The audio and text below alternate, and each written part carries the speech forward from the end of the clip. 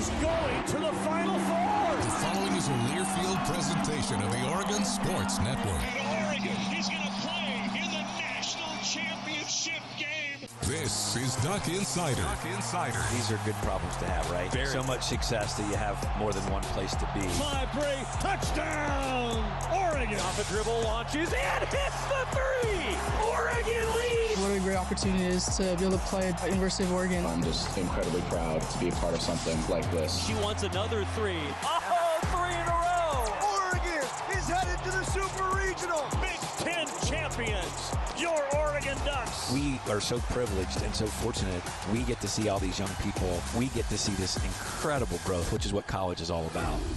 This is Duck Insider on the Oregon Sports Network from Learfield, presented by OnPoint Community Credit Union. People are the point. Now let's go live to the Country Financial Studio to talk Oregon Duck Athletics.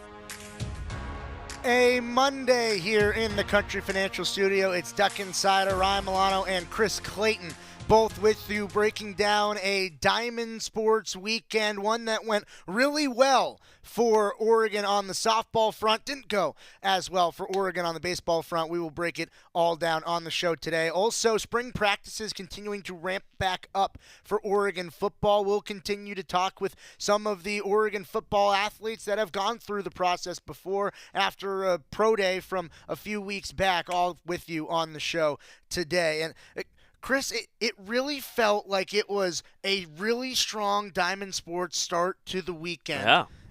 It was Friday, I think, was one of the better days in Diamond Sports, and it's a transition. Best day ever.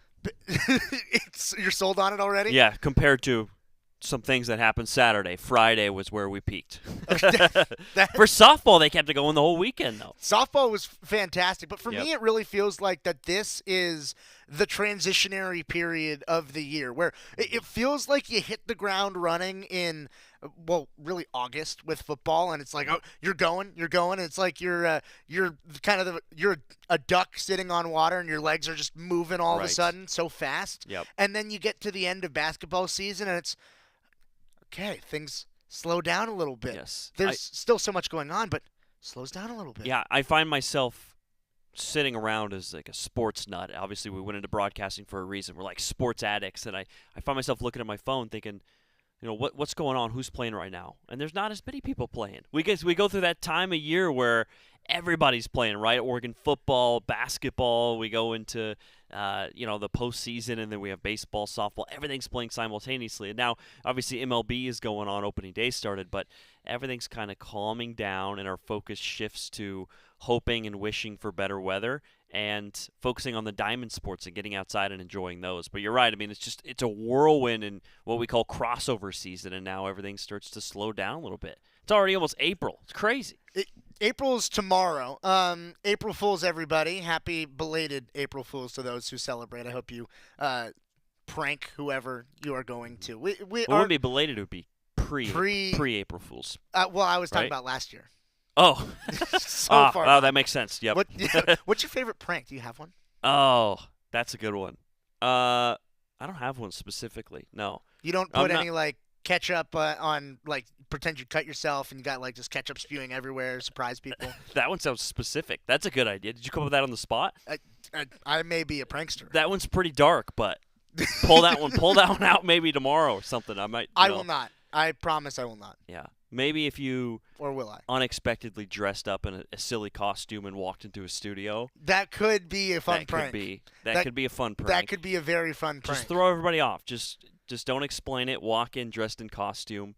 You know, whether it's a show character or a video game character, and just, you know, if you're wondering why I brought that up, there's a specific There's thing a very specific example that may have happened earlier today that we will not get into, but it may have happened earlier today. No, but getting back at least a little bit on track, it feels like with the Diamond Sports, it's sort of the pace of Diamond Sports compared to all of the other sports. Is it feels like there's a lot of sports that are so fast and high action, and then you got a sport like softball or baseball where you can, you sit back, kick your feet up, spend a few hours at the ballpark, just hang out for a little bit. It feels like the time of year is adjusting to what the sports in action actually are. Well, and we got here in Eugene, we got teased with some really nice weather.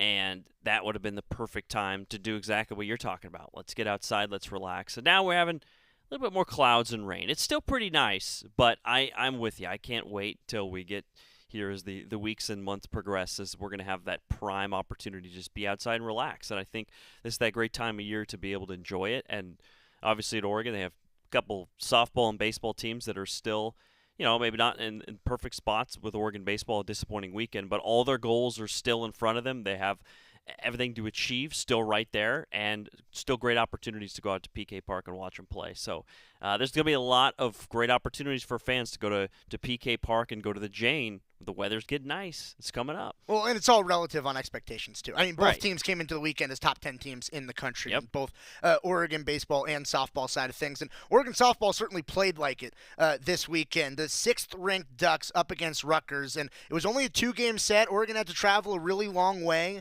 to get to Piscataway, New Jersey, but Oregon they were not jet lagged, certainly, Nope.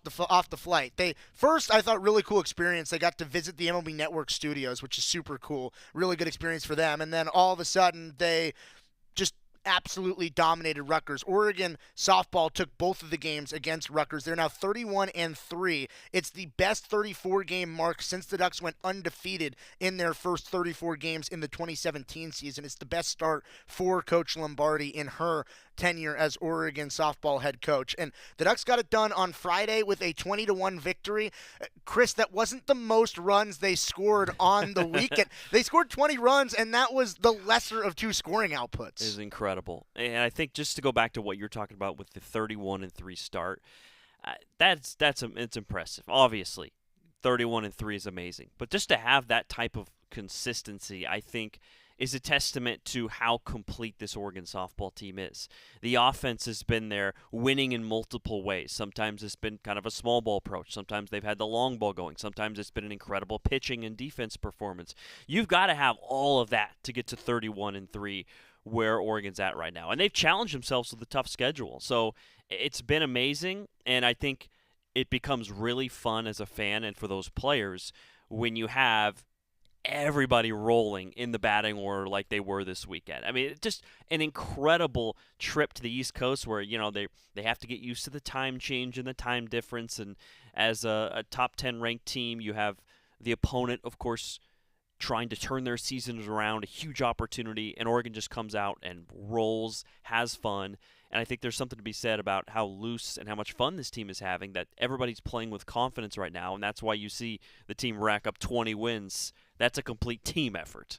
You talk about how much everybody is hitting and having fun. Well, on Friday, Oregon tied a team record with 19 hits. Stephanie Maake was 4 for 5 with a home run and 6 runs batted in. Kaylin Jones was 4 for 4. Kai Luchar was 3 for 4 with 2 stolen bags. Kedra Luchar was 2 for 3 with 3 runs. And then Oregon the very next day set the program record with 20 hits in a game. They had 19 to tie it on Friday and 20 to take it on Saturday. That is a complete offensive effort. Let's just go through the hit distribution on Saturday. Riley McCoy had 4. Kedra Luchar had 4. Paige Sinicki, Des Patman, Brazy Rosa, Steph Maake, and Kaylin Jones all had 2. Remington Hewitt and Abby Mulvey all had 1. I think that math adds up to 20. I might be missing somebody. Right. I don't know. Well, and think about the pressure that puts on an opposing pitcher. And look, Rutgers did their best. Good effort. But I'm just talking the rest of the season, right? Knowing that 1 through 9 in this batting order is going to put pressure on people. You get into these big games.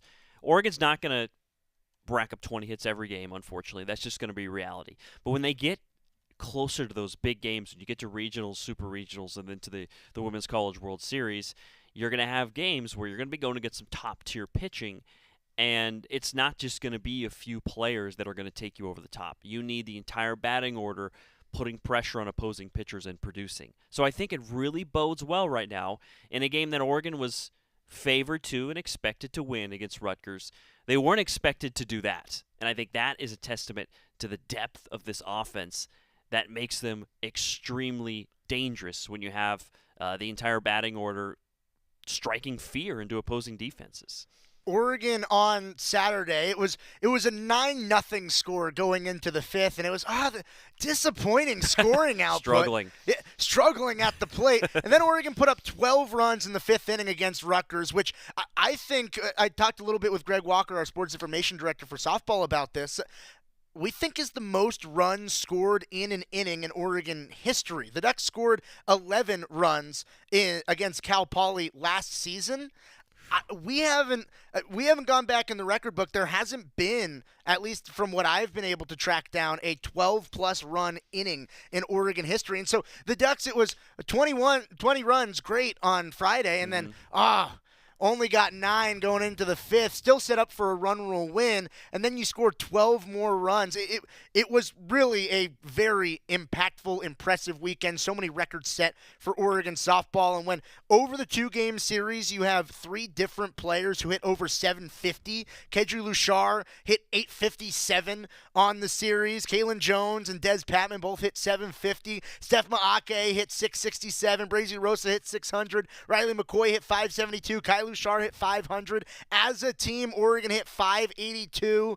As a program across the board, they were 39 for 76 across the entire series with 6 doubles and 8 home runs, and drove in 40 runs. 40 RBI, part of the 41 runs. It wasn't like they were capitalizing on mistakes. It was just so much hitting. Yeah, and I think when you have a Friday like they did, in which they dominated, it can be easy to kind of relax going into Saturday, knowing that you're the more talented team, you're the better team, and you've already put on a great show. Not to say that they didn't want to come out and win, but it's just human nature to kind of relax a little bit.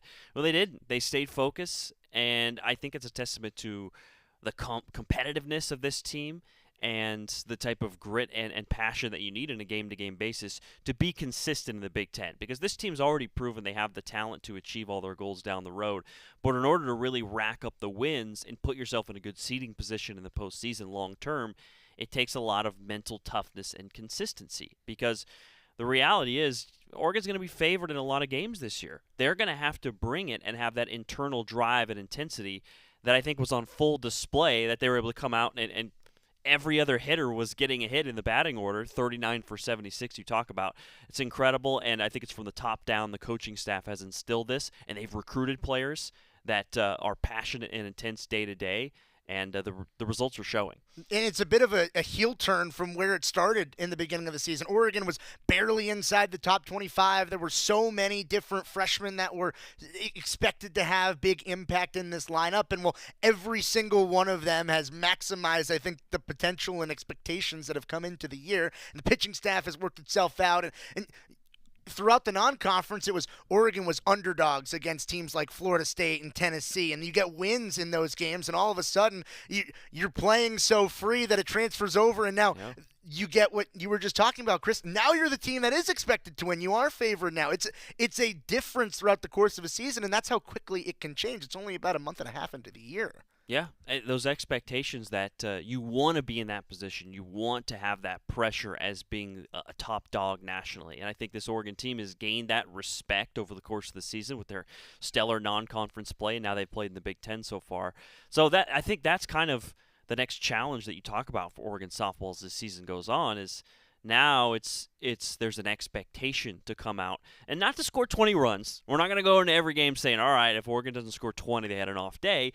But there's an expectation from these players within themselves, and you can feel that pressure sometimes, and that'll be something fun for these young players to deal with is meeting those expectations on a game-to-game basis when the opponent has the opportunity to totally turn their seasons around whenever they play the Ducks. You've got to be able to meet that, and I think Oregon is certainly doing that so far. And they're winning in a multitude of ways. I mean, sometimes you got to play small ball. You got to grind and grit out a few runs with strong base running and lean on your pitching. Maybe the pitching's off, and you've got to produce enough runs to win. And I think Oregon is showing they can win in every way imaginable so far. Yeah, 20 runs you talk about might be an off day for Oregon. Well, the back-to-back 20-run games, Oregon's now scored 20-plus 4 times this season. Gosh. The Ducks outscored the Scarlet Knights on the weekend 41-3 in a 2-game series. They had 39 hits, a program record across 2 games, because obviously they tied and set the program record in those 2 games. Also, the 41 runs scored is a program record in back-to-back games. It's the first time Oregon has ever scored 20-plus in back-to-back games. The way it sets up a few individuals, at least from a stolen base perspective, Kylu Shar jumps into a tie for second in single-season steals, less than halfway through conference play. Man. Yeah, less than halfway through conference play. She has tied Sarah Jane Jenkins, who stole 38 bases in 2007 and is 3 behind Susie Barnes, who set the record in 2007 as well. That was a team who stole a lot of bags. Hot take, I think she's going to beat it. Yeah, I'm going to come out and say it right now. Well, and the team is also tracking down 2007 because the program record, 126 stolen bags in 2007.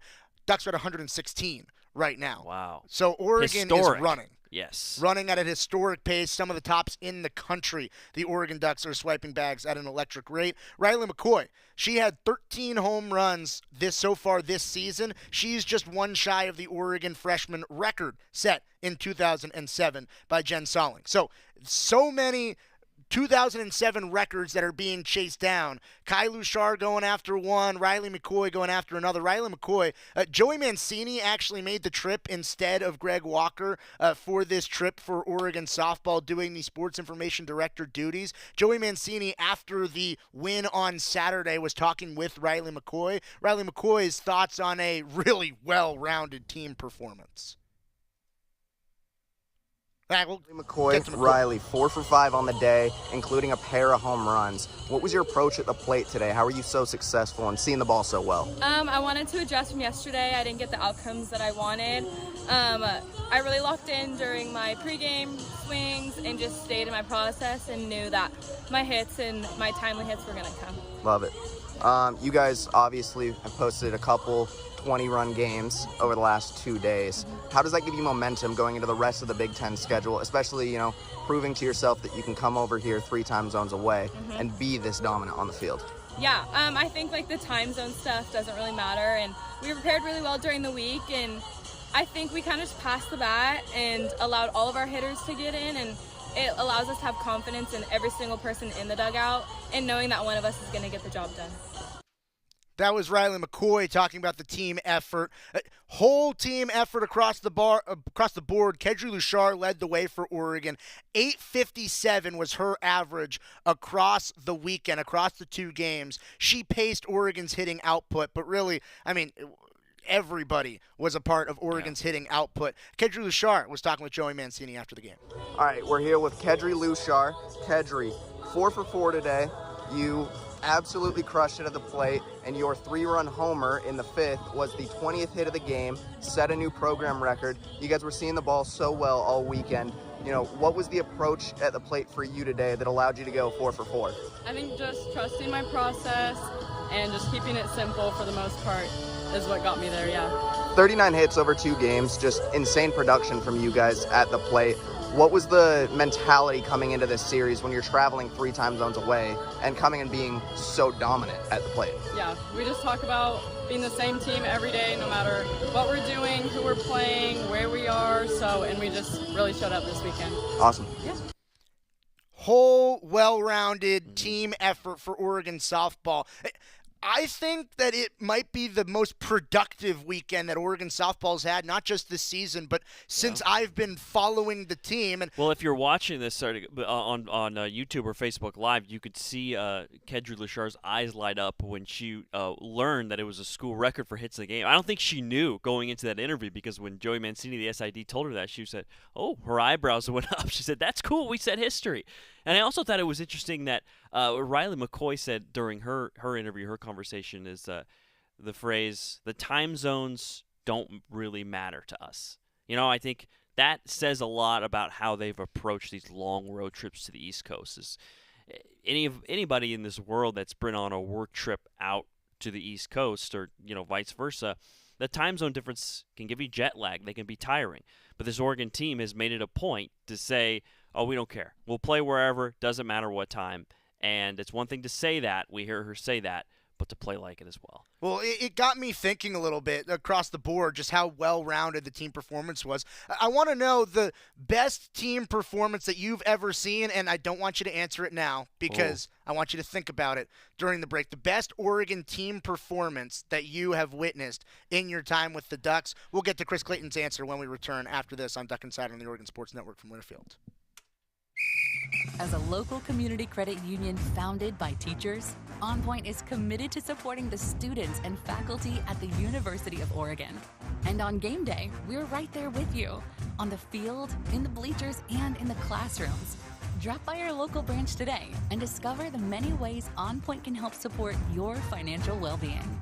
OnPoint Community Credit Union. People are the point. Federally insured by NCUA. Equal housing opportunity.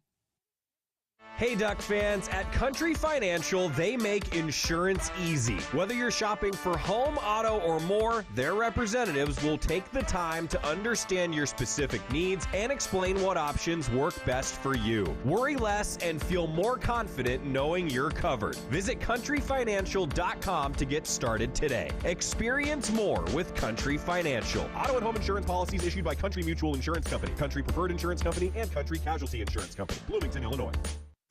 You're listening to Duck Insider. Duck Insider on the Oregon Sports Network from Learfield. Hey, so what's a great way to spread awareness that driving high is illegal everywhere? A catchy song, of course. You can run, but you can't drive high. You can run, but you can't drive high.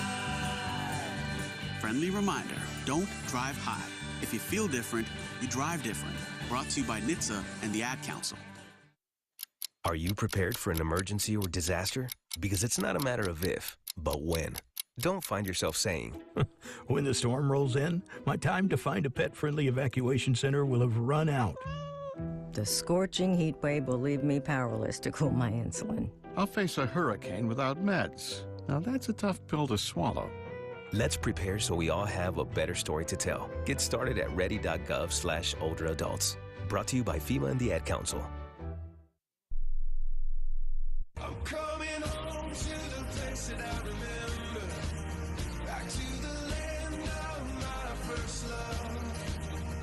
Would you spread wide your arms for this wayward son? I left my heart in Oregon. Back inside the Country Financial Studio, it's Duck Insider, brought to you by OnPoint Community Credit Union. Ryan Milano with Chris Clayton, and we were actually talking during the break about what our answers would be for the question that I posed of what the best individual, well, not the best individual, the best team performance in Oregon history was, and you and I settled on, I think, the same answer. So what is your answer? Yeah, I mean, that was a great tease by you. It gave me a lot of pressure to think about exactly what I was going to choose. There's been some incredible, or I think as Duck fans, everybody just sits down and thinks about the moments that really stand out as the all-time great team performances. And this stems from the fact that softball just had an insane weekend. So that's where the root of this is a historic weekend for softball. So then you think, all right, what are the greatest Duck team performances you've ever seen? I think I sit down and I think about with their back against the wall, if you will. They weren't expected necessarily to do it in this fashion. Men's basketball 2017 against Kansas. The reason I say back against the wall is because being there in Kansas City, it was all Jayhawk fans, basically. Duck fans traveled to the best of their ability. There was a decent amount of Duck fans there, but a lot of Kansas Jayhawk fans there. So for Oregon to achieve their goal and make the Final Four in 2017, they had to basically play a road game. And they did. They played really well, and it was from the opening tip. And it was that team that had so much depth. And I think it started early in that game that Kansas had a lot of talent on that team themselves, with NBA players on the court as well. But the opening possession, the Ducks and Dana Altman kind of funneled the point guard Frank Martin to the rim where it looked like he had a lane, and they kind of intentionally set it up that way for Jordan Bell to come across for a help side block. And I think to kind of set a tone, send a message defensively for Oregon, and it worked out beautifully, and they ended up playing really well. I mean, Kansas cut into the lead, but that game was never really in doubt. I mean, everybody was locked in for Oregon. Dylan Brooks, Tyler Dorsey, Dylan Ennis, Jordan Bell. I think Duck fans obviously know the other names that come to mind from that team. But I think that was kind of the greatest team performance to me, to play a road game against the Kansas Jayhawks and get yourself to the Final Four in a game you essentially lead wire to wire. That was pretty amazing. You and I were talking over the break, and I also wanted to pick that Final Four run for men's basketball. Let's go over some stats from that game against Kansas, because Tyler Dorsey led the way with 27 points. Mr. March. Dylan Brooks had 17. Dylan Ennis had 12, and Jordan Bell had 11. He also had a double-double in the ballgame. There were 4 scorers in double figures for Oregon, and there were 4 NBA players on the other side for Kansas. Yeah. You mentioned Frank Mason. I said Frank Martin. That's a former coach, Frank Martin. Frank Mason. Mason. Josh Jackson was a top 5 pick. Yes. Svi Mikhailuk was also a very highly touted player out of college, and Devontae Graham has been one of the more explosive players in the NBA. How about that guards? Those really good guards. So Oregon went and did that against such a talented guard grouping. I agree with you. I think that this Oregon men's basketball, at least from a stakes meet game perspective, like the level of your game meeting the moment, I would tend to agree. I think that game against Kansas, in which Oregon won 74-60 in Kansas City, would be my pick as well. Well, and there's some Oregon women's basketball games that we could have gone through and selected as well. And you also think about... Actually, you know what we should have picked? Oregon women's basketball in the exhibition against Team USA in 2019. Yes. Oh, that's the choice. That's got to be it, That right? should be it. Yes. We should have thought about that. Yeah, and I don't have any stats in front of me offhand of exactly how Oregon got the job done, but you just think about not just the performance that Sabrina Ionescu had, but team effort. They beat Team USA. So that's got to be the one. So I'm changing my answer. We'll just delete everything we just said, and that's got to be the choice. And it's going to be so cool coming up in May to see the New York Liberty come back to Matthew Knight Arena. We kind of talk about this time of year where things relax a little bit and we focus on baseball and softball, but there's still some exciting basketball ahead in May, and some of those Ducks all-time greats will be coming in with the New York Liberty. Yeah, 2 of them will be back at Matthew Knight Arena. Oregon beat Team USA 93-86. Sabrina Ionescu in this game had 30 points and 7 assists. Ruthie Hebert had 18 points and 11 rebounds, and Satu Sabali had 25 points on 10 of 18 shooting from the field and knocked down 3 3-pointers. Wow. That's how Oregon beat Team USA. And it's listed as an exhibition, but everybody was treating that game with competitive fire, where it had a real game feel to it, and what an accomplishment. It was just the second time that any collegiate team had beaten Team USA, and it was the first time since Tennessee did it in 1999. Oregon would have won the national championship that year. I know. That's also what's painful about this is we have this conversation. We might have an obvious answer if that COVID tournament is not wiped out. That they were the favorite, they were going to win it all. We probably would have been able to say, hey, game X, Oregon beats Baylor, Oregon beats whoever to win the championship. It hurts. That was the first basketball game I ever went to in Matthew Knight Arena. Team USA exhibition? Yeah. Wow. That's a good start. Yeah. I mean, there have been some great moments in MKA, but I hate to say it's only been downhill from there. You're starting from the peak. Yeah, you're starting from the peak. That was a historic moment. That's cool. But speaking of historic team moments, there were on the road Oregon baseball, some strong individual moments for Oregon baseball. And the Ducks didn't get it done the way that they wanted to in Columbus over the weekend. A 7-0 win for Oregon on Friday. Then a Saturday doubleheader, and Oregon lost both on Saturday against Ohio State. In fashion that Oregon was in the lead in the bottom of the 8th inning in both games, couldn't hold on to the lead. But there were some strong individual hitting performances, and I thought 2 players specifically, and really 1 player for Oregon, really showed up in a huge way. Maddox Maloney was awesome in the series against Ohio State for Oregon baseball. He homered 5 times. He was 7 of 13 for the weekend. He homered 5 times, drove in 10 runs for Oregon over the weekend. He's the first Duck in program history to homer 5 times in a series. Tanner Smith and Kenyon Yovan both did it in 2021, but they homered 4 times in 4-game series. Which is pretty good. Maddox Maloney homered 5 times in a 3-game series. It's incredible. It's a ratio that you don't necessarily expect. He's the first Duck to homer 4 times in a day. In that series, Kenyon Yovan homered 4 times. He homered 3 times in a doubleheader against UC Santa Barbara in 2021. Maddox Maloney homered 4 times on Saturday. He was the first Duck since himself to homer in 3 straight games. And not only did he homer in 3 straight games, Antoneros also homered in every game over the weekend against Ohio State. Antoneros and Maddox Maloney combined for 14 of Oregon's 15 runs batted in Saturday's doubleheaders. And that's the thing, is Oregon let those couple games slip against Ohio State, but there's still explosion there. There's still fireworks, and there's still pop within the bats, even in those moments. So I think for Oregon, you think about the disappointments of this series and what you can learn and what you can grow from. But if you can continue this offensive momentum, that's the type of production they had against the Buckeyes. On the road, the first real long road trip of the year, that type of offense you can transfer to anywhere and hopefully bring back home as well. So, I think that's certainly a positive to focus on and be proud of. And I don't think Maddox Maloney is going to slow down anytime soon. Again, I don't know if he's going to have 5 home runs every series, but he's been really productive all year long, and he's kind of leading the charge offensively, and that can really be contagious to his teammates too. Yeah, Mason Neville entered the weekend inside the top 10 in home runs hit in the country with 11. Mason hit 1, so he's up to 12. Maddox now with the 5 home runs is at 11. Oregon has 2 players that are right inside, knocking on the door of the top 10, depending on how you want to slice it with tiebreakers or whatever, of being top 10 nationally in home run hitters. And it's a long season. It is. It's a long season. Sometimes results won't go your way. Oregon did a lot of things well. Ultimately, the starting pitching on Saturday didn't give Oregon enough depth. 2 innings pitched in the first doubleheader of Saturday meant that Oregon had to use a lot of pitchers in Game 1. 2 innings pitched from the starter in Game 2 of the doubleheader meant that Oregon had to use even more relievers in Game 2. And ultimately, when you're on the road, you can't bring as big of a travel roster with you. It means that the pitching options are a little bit limited, and that's ultimately what happened for Oregon on Saturday. Results weren't what Oregon was looking for. Individual performances were strong from both Antoneros and Maddox Maloney, and that got me thinking about, we talked about best team performances, the way Oregon softball performed this weekend, but it's hard to overshadow. Well, I could have picked anybody from Oregon softball for this question too, but focusing on Maddox Maloney, best individual performances in Oregon history. There have been a few really stellar individual performances. What to you stands out as one of the stellar individual Duck performances that you've seen across all sports? Yeah, well, one, Maddox Maloney.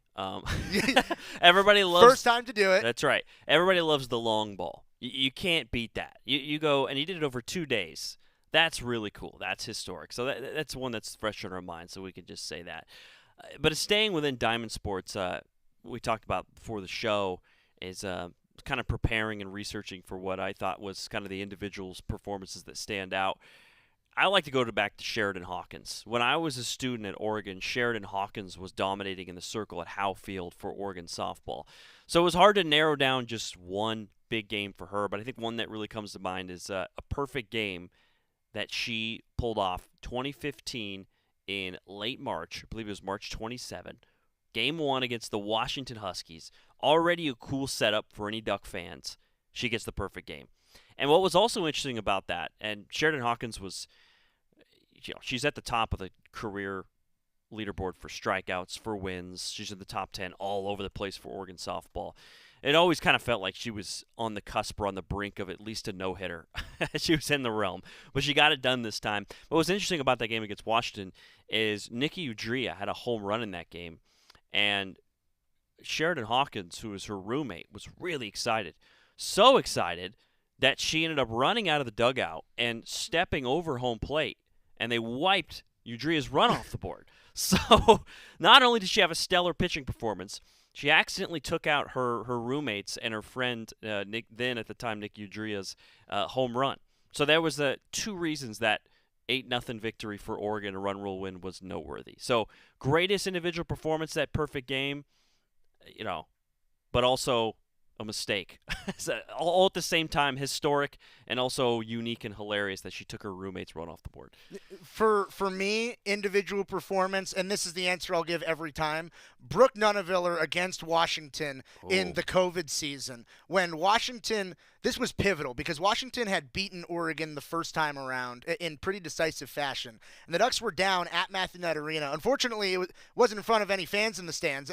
I think that I was one of maybe 40 people that were actually able to be in there that weren't playing in the match itself. But Brooke Nuneviller, with her team down 2-0, led a reverse sweep against Washington in which she had 35 kills and just one error, and the error came on her final swing of the match. She was 35 kills with no errors until point number 14 of set 5, then error, and then Oregon ended up winning it on the next point. But that, to me, greatest individual performance, Brooke Nuneviller's 35 kills against Washington. I'm glad that both our moments were against Washington. Yes, I was going to say, I feel like it just worked out strategic that we would choose the Huskies. But to do something like that in volleyball is really difficult. That's not easy. It's not often that you can actually see one player truly take over. But that Nuneviller match was definitely an example of that. It's been talking about elite performances. Did you watch the Arizona Diamondbacks game last night? I did not. You should have. You should have, because Arizona. I heard about it. I read about it. Well, they were down. Diamondbacks were. They were down going into the 8th inning, and then Arizona, as part of a big comeback, Ryan Nelson, yes, former Oregon pitcher and shortstop Ryan Nelson, current Arizona Diamondbacks pitcher, got an at-bat. It was one of the first at-bats for a pitcher since they changed the rules and got rid of the pitcher slot and brought in the universal DH. Ryan Nelson came up with a bat in his hand and runners on second and third, and he hit a ball up the middle for an RBI single. Should have been 2 RBIs. The runner coming around third base was thrown out at the plate. Ryan Nelson, the last 2 pitchers to get a plate appearance in the MLB, or 2 of the last 3, have been Ducks. Scott McGuff got a plate appearance last year. Mm-hmm. Ryan Nelson got a plate appearance yesterday. You hit at PK Park, you could hit anywhere. You can hit anywhere, even if you didn't hit at PK Park. Yes. But Ryan Nelson did. Well, Ryan Nelson did, yeah. Scott McGuff didn't. Right. I mean, obviously Ryan Nelson was selected in the MLB for his pitching acumen, but at least he had a little experience, right? I mean, some of these pitchers probably haven't hit since high school, but Nelson had a little bit of training. He was prepared. Fun. It was fun. It was fun to watch yesterday. It was fun to see Ryan Nelson come up with a big moment. Going to be a big moment coming up later in the month. Well, I guess once the month turns, for some Oregon football players. Oregon spring practices starting back up soon. We're talking about football when we return on Duck Inside on the Oregon Sports Network from Learfield. Jan here. Spring is in the air. Time to get back outside with a new Toyota. Go from dreaming it to driving it. Dealer inventory may vary. See your participating Toyota dealer for details. Event ends March 31st. Toyota, let's go places. As a local community credit union founded by teachers, OnPoint is committed to supporting the students and faculty at the University of Oregon. And on game day, we're right there with you, on the field, in the bleachers, and in the classrooms. Drop by our local branch today and discover the many ways OnPoint can help support your financial well-being. OnPoint Community Credit Union. People are the point. Federally insured by NCUA. Equal housing opportunity. Jan here. Spring is in the air. Time to get back outside with a new Toyota. Go from dreaming it to driving it. Dealer inventory may vary. See your participating Toyota dealer for details. Event ends March 31st. Toyota, let's go places. More Duck Insider coming up on the Oregon Sports Network from Learfield.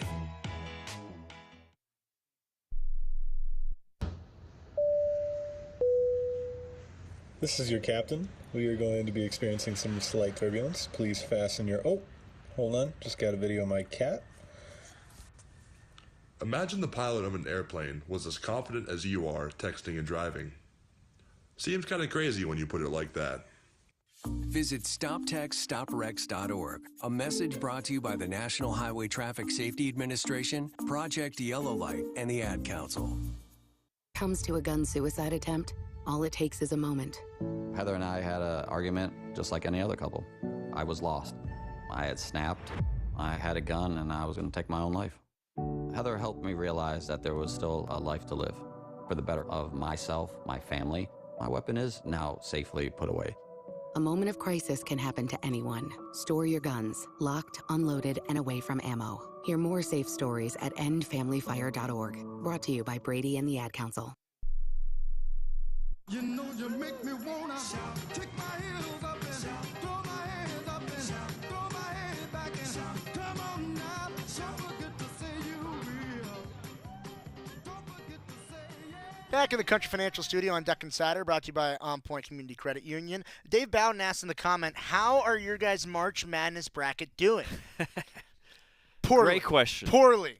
Yes. I picked Oregon to win the national championship. I just couldn't. I couldn't get myself to pick anybody else. So the bracket started strong and now are doing poorly. Yeah, I always swing for the fences with my bracket, so I always try to predict every upset. I don't play it safe. And this year wasn't a lot of upsets. Bad strategy so this year. Really bad strategy, and it's doing awful.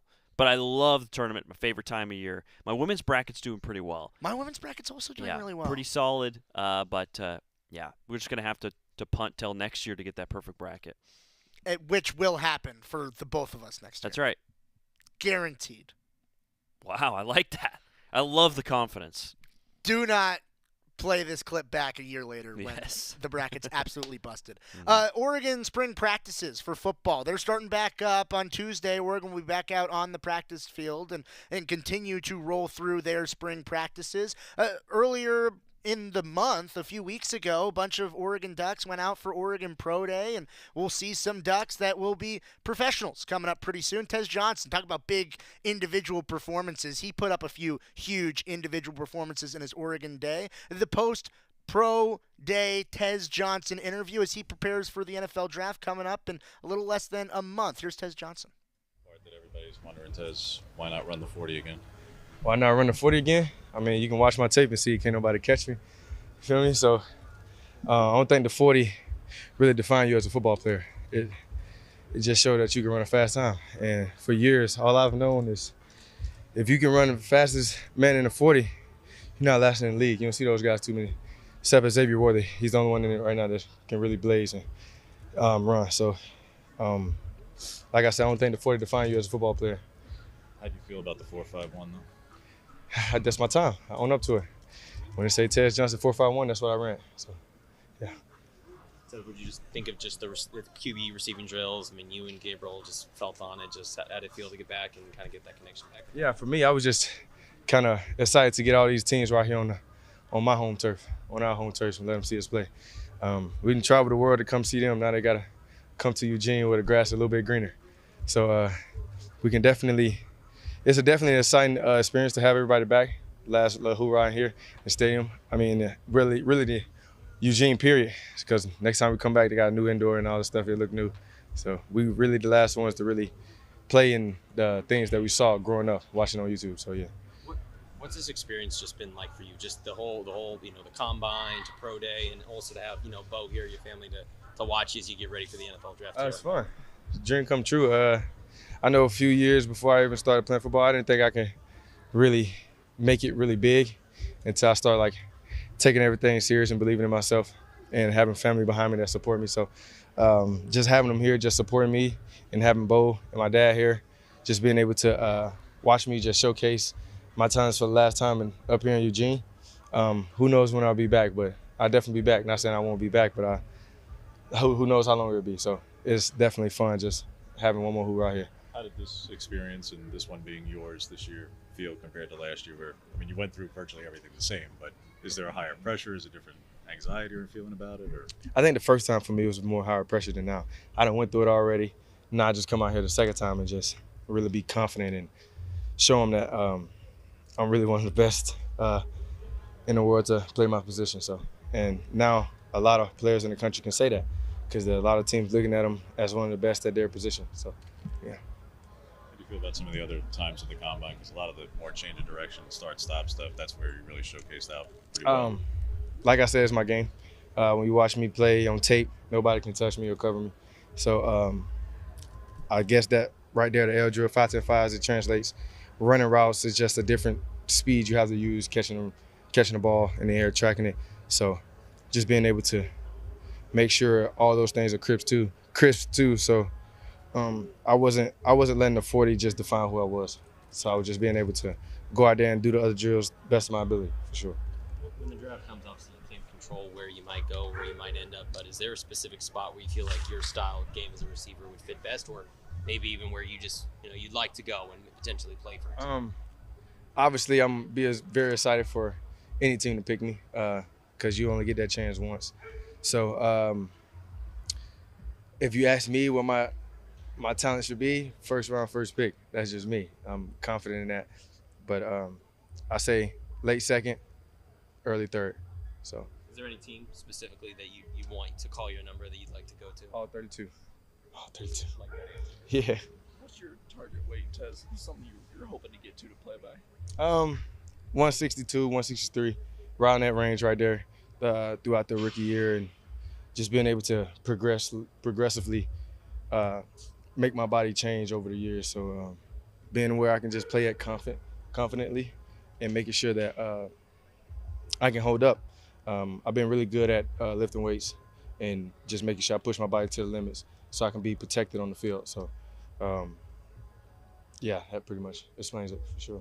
Got any top 30s lined up? Top 30s? Yeah. Yeah. I got Cleveland Browns right now, April the 8th. So I go there, and I got a couple of private visits with a lot of teams. When did you break out the engagement? Before or after February 21st. So right before the combine? Right before. We didn't want it to be another distraction in the combine. They'll start asking that. Let's worry about football, not my fiance. So, yeah. Tez, you had a very strong combine performance, and you had a very strong pro day today. What was the most influential moment of for both of those? I think I took it in as when I seen Bo come back and my dad here, just making sure that they have my best interests at heart, And I remember just sitting there on my phone, and I was just thinking to myself, I really have two people that's in my life that I really try to walk in their footsteps and try to be sometimes throughout the year, and them coming back to not just let the cameras be on them, let it all just be me, you know what I'm saying? But they just hearing support and just making sure I'm positive and things like that. So, yeah, it's heartwarming for sure. So, yeah. What's the next? That was Tez Johnson after his pro day, breaking things down. We'll continue to get through some pro day conversations when we return on Duck Inside on the Oregon Sports Network from Learfield.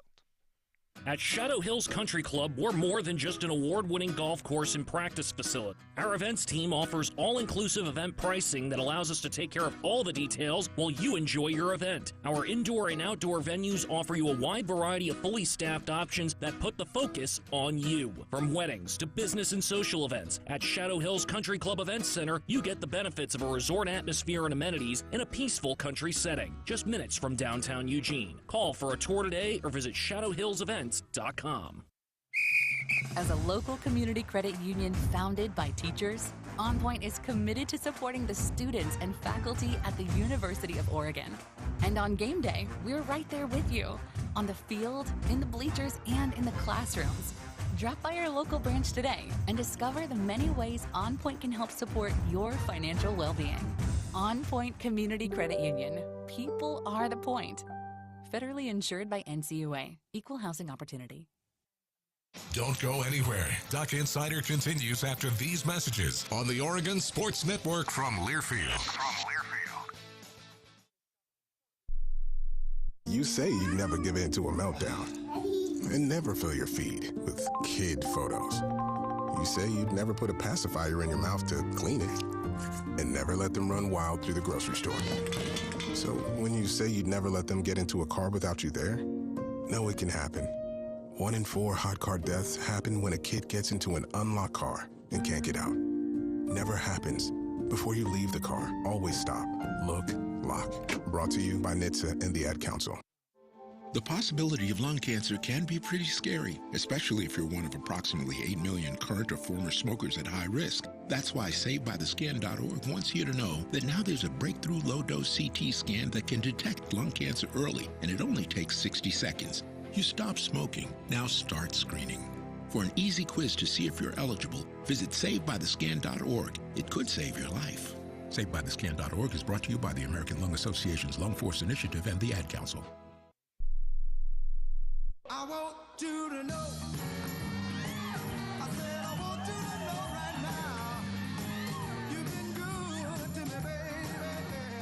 Better than I've been to myself. Back inside the Country Financial Studio on Duck Insider, continuing to go through some of our pro day content. Jabbar Muhammad, someone as a defensive back that's fixed to be a pro pretty soon. He talked with the Oregon media after his pro day a few weeks back. All right, from your perspective, Jabbar, I know it was quite controversial back at the combine and everything with the vertical and all that. What did and didn't happen. All right, from your perspective, what did happen there? I mean, I can't really say, honestly. But at the end of the day, we got it all. I knew I had a pro day to come and be able to jump again, so I really wasn't too much tripping on it, miscommunication or not. Sat down with my agents. We got it right, and we wasn't really tripping too much on it because we know we had another chance to do it. So I knocked everything I could out at the combine and did pretty good here today. How do you feel about the 31.5 particularly today? It's cool. It's cool. Yeah. Being able just to come back today and see the guys again after you've been training so hard these past, since the end of the season. Yeah. What was it like to just come back and be back here in Eugene? It was great. I mean, honestly, my little brother asked me, was I going to do like the on-field drills since I didn't at the combine? I was like, yeah, I got to get out there with my guys one last time and, just rock the field and take the field with them. So it was awesome, man. I fed off their energy. Kind of reminded me like of, practice or something like that during the season. So it was great. How was this pre-draft experience as a whole been for you? I mean, honestly, man, just me being a competitor and me being a thinker, it was tough sometimes, but at the same time, you got to stay grounded. I had my family, I had, my agent, I had a good support system around me to keep me grounded. So if you have that, man, you'll be all right. But I'll be lying if I didn't say sometimes, I'm always worried, or sometimes I got to hit this or hit that. But just staying grounded throughout the process was important for me. What was your biggest takeaway from today, and how do you feel like you've grown as a player from even the combine just to now? Yeah, honestly, man, my biggest takeaway from today was just to get out here with the guys one last time. That was awesome just to be able to do that. But as far as the whole experience, man, as far as what I took away from it, I want to come out here and run fast and just show everybody that, I could run fast. And that's what I did today, so it was pretty good. What does Jabbar Muhammad bring to the NFL team this lesson?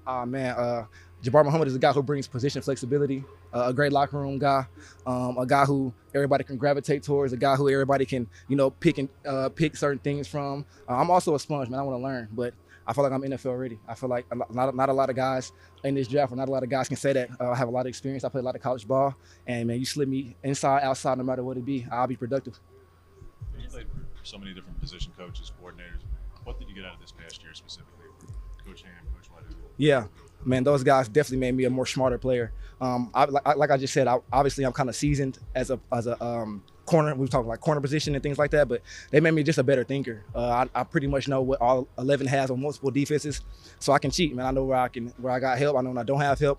I know when to play it safe, or I know when to be aggressive. So they definitely just made me a better thinker, a better player, just using my mind. Got any top 30s lined up tomorrow? Not right now. Not right now. Just a lot of Zooms. Let's say you're in a dime package and the ball's in the air. What are you thinking when, like, the moment that the quarterback's looking around, he's on the receiver that you're covering? Shoot, go make a highlight reel. Go get on the highlight tape. Go, go hop with the ball and try to take it back to the career. That's what I'm thinking. Okay. Yeah. Looking for Jabbar Muhammad to make some highlight plays in the NFL draft coming up towards the end of April. So in about 4 weeks for the NFL draft. We got another timeout coming back. League honors when we return on the Oregon Sports Network from Learfield. Hey Duck fans, at Country Financial, they make insurance easy. Whether you're shopping for home, auto, or more, their representatives will take the time to understand your specific needs and explain what options work best for you. Worry less and feel more confident knowing you're covered. Visit countryfinancial.com to get started today. Experience more with Country Financial. Auto and home insurance policies issued by Country Mutual Insurance Company, Country Preferred Insurance Company, and Country Casualty Insurance Company, Bloomington, Illinois. As a local community credit union founded by teachers, OnPoint is committed to supporting the students and faculty at the University of Oregon.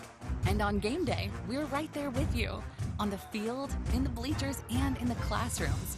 Drop by our local branch today and discover the many ways OnPoint can help support your financial well-being. OnPoint Community Credit Union. People are the point. Federally insured by NCUA. Equal housing opportunity. Duck Insider continues after this timeout on the Oregon Sports Network from Learfield. I'm a pretty great multitasker. I can wash dishes and do laundry. I can roller skate while walking my dog. I can even order lunch while doing my homework. But I can't use my phone while driving. A distracted driver is one of the leading causes of death in the United States. So when it comes to driving, please, don't be a multitasker. Don't drive distracted. A message brought to you by the National Highway Traffic Safety Administration, Project Yellow Light, and the Ad Council. All right, son. Time to put out this campfire. Dad, we learned about this in school. Oh, did you now? Okay. What's first? Smokey Bear said to. First drown it with a bucket of water, then stir it with a shovel. Wow, you sound just like him. Then he said. If it's still warm, then do it again. Where can I learn all this? It's all on SmokeyBear.com with other wildfire prevention tips, because only you can prevent wildfires. Brought to you by the USDA Forest Service, your state forester, and the Ad Council.